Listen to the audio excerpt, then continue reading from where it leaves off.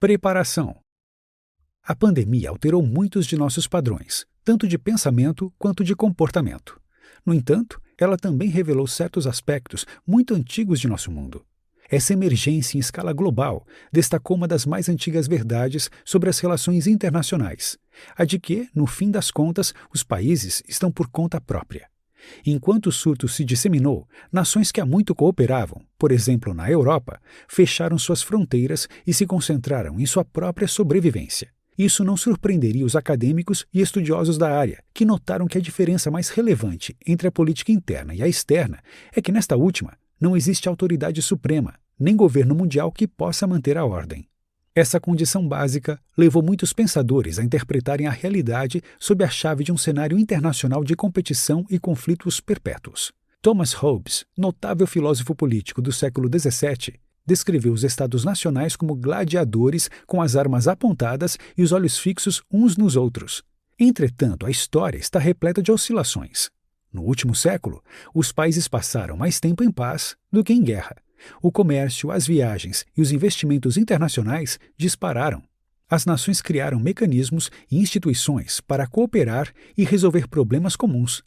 Para Zaccaria, a Covid-19 atingiu um mundo que obteve sua estrutura essencial nos anos que se sucederam à Guerra Fria.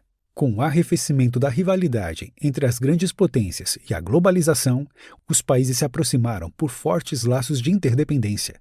Contudo, a integração econômica também gerou contracorrentes.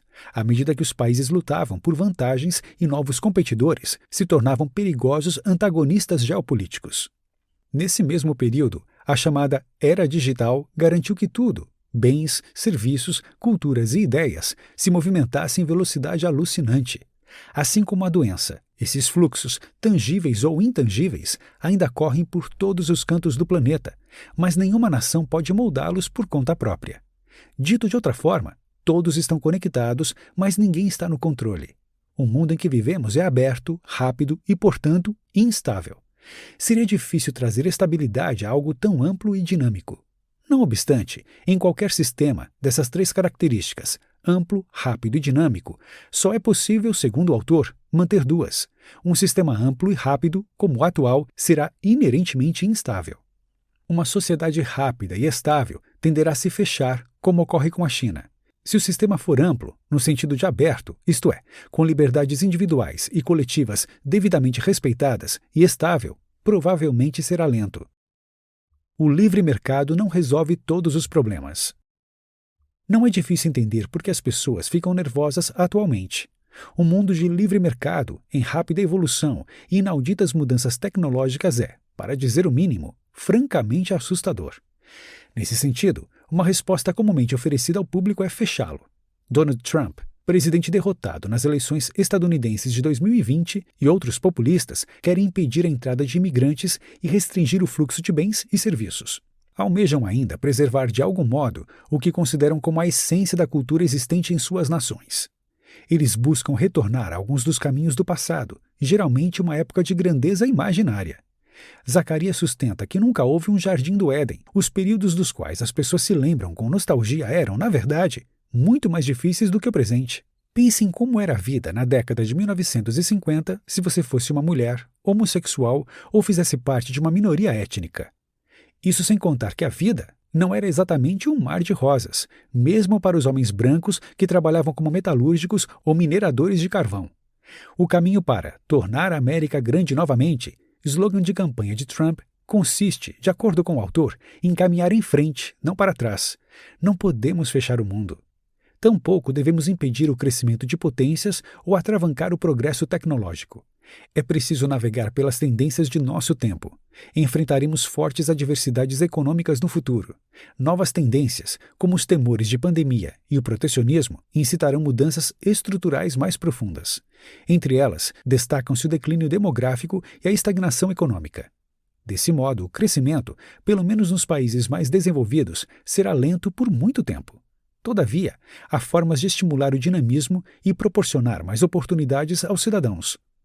Legislações devidamente ajustadas podem garantir que a competição seja livre e justa. As políticas fiscais podem ser orientadas para ajudar mais os trabalhadores e as pessoas de baixa renda. Os governos devem voltar a fazer grandes investimentos em ciência e tecnologia. A educação e a qualificação profissional também requerem mais financiamento, o que deve ser promovido em articulação a programas destinados a reduzir entraves burocráticos. O maior desafio é possibilitar que os contribuintes enfrentem esses ambientes de extrema competitividade e dinamismo tecnológico, armados com as ferramentas, os treinamentos e as redes de segurança que viabilizem a prosperidade de todos.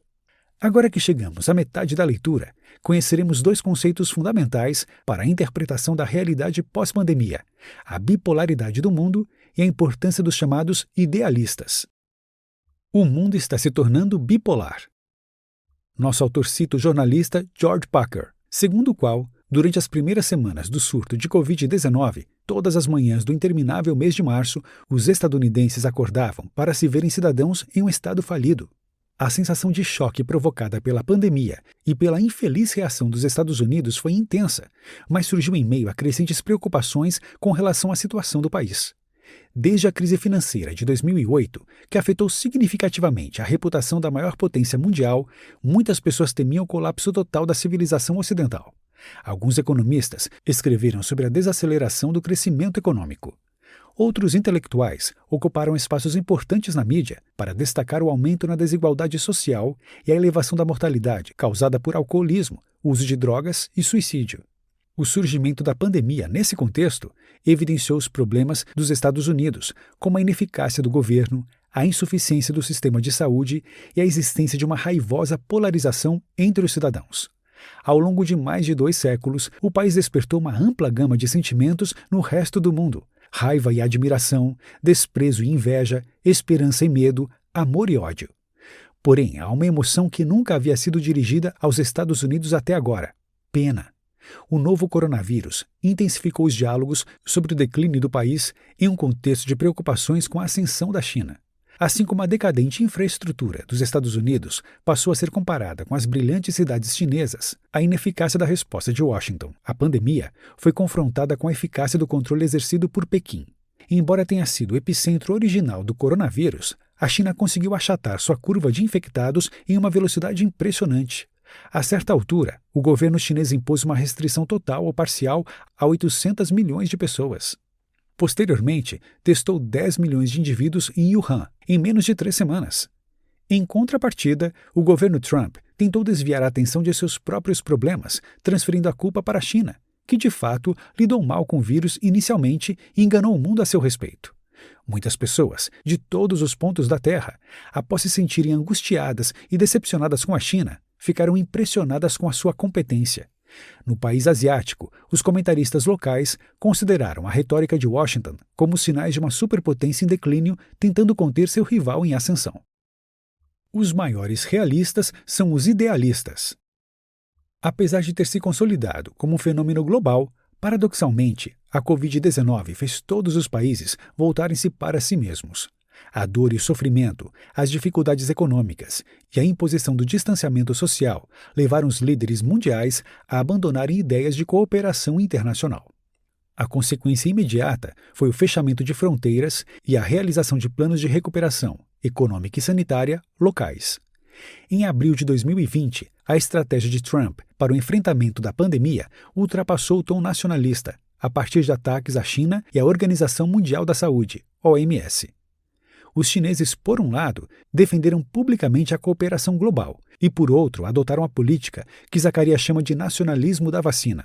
A publicação oficial de Pequim enfatizou que a China não pode depender da Europa ou dos Estados Unidos no desenvolvimento de vacinas. O governo indiano chegou à mesma conclusão sobre a questão mais importante do momento. Nova Delhi restringiu as exportações de suprimentos médicos essenciais, investindo mais de $1 bilhão para reduzir sua dependência externa de insumos farmacêuticos. A Índia se preparou para desenvolver medicamentos e fabricar os insumos essenciais por conta própria. Em todos os lugares, incluindo a Europa, o interesse nacional e a autossuficiência são as novas palavras de ordem. Desde uma perspectiva histórica, é estranho observar essa crise tornar os líderes tão tacanhos e nacionalistas. A dor da pandemia é real e profunda, mas não se compara, de acordo com o autor, ao período de 1914 a 1945.